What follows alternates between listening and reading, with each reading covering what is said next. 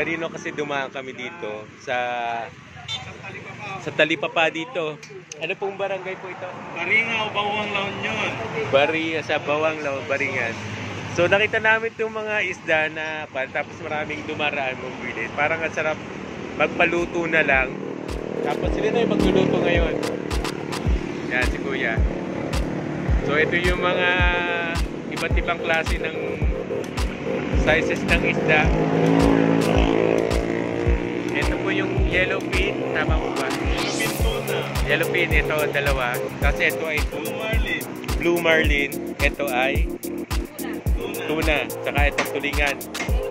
Ay, yellowfin din. Kung ano. Marami pa sana tinatawag. Tapos bangus. Yan.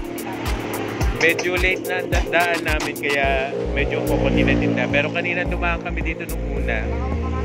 Marami pang tinda. Kaya nga na-intas kaming kumain dito. Dito kami magdi-dinner. Sila na yung magluluto. Yan. So, marami pa dito na nakuha, no? Isang buong hilera to eh. Oo nga, nakita nga namin mahaba yung tindahan.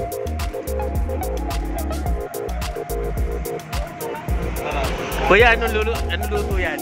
Pang-ihaw kaya, may oyster sauce. Okay. Ito yung request ko nga pala. Ito pala yung inihaw. Tapos ito yung mga ingredients ko yan. Yung pong mga isda ay galing mismo sa dagat dito. Tabing dagat, oo. Kaya fresh na fresh yung kanilang mga tuna at saka mga isda dito.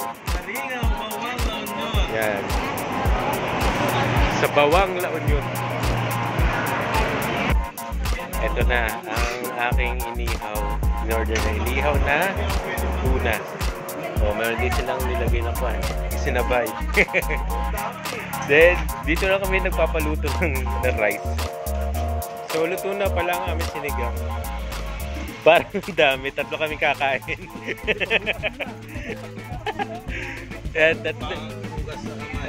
Tatlo kami kakain.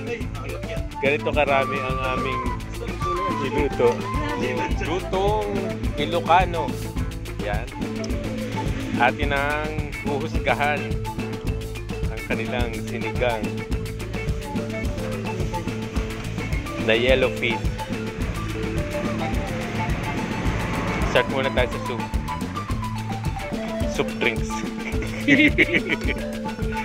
Actually, nakakila na ako. Nakakala na soup dito. Asim. Masarap yung pagkaka-mix ng yung mix ng asim at saka nung saktong-sakto. Kasi ito na yung tuna. Fresh na fresh.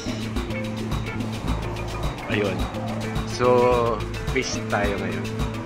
And actually, tagal ko na hindi kumakain ng isda. Siguro mga 6 months ka. Gawa nga ng I have allergy sa fish. So, inunahan ko na siya ng city receipt.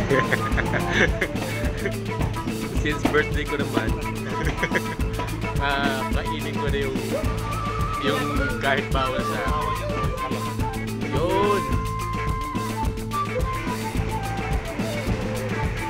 Ayan si Kuya. Ano pangalan ni Kuya?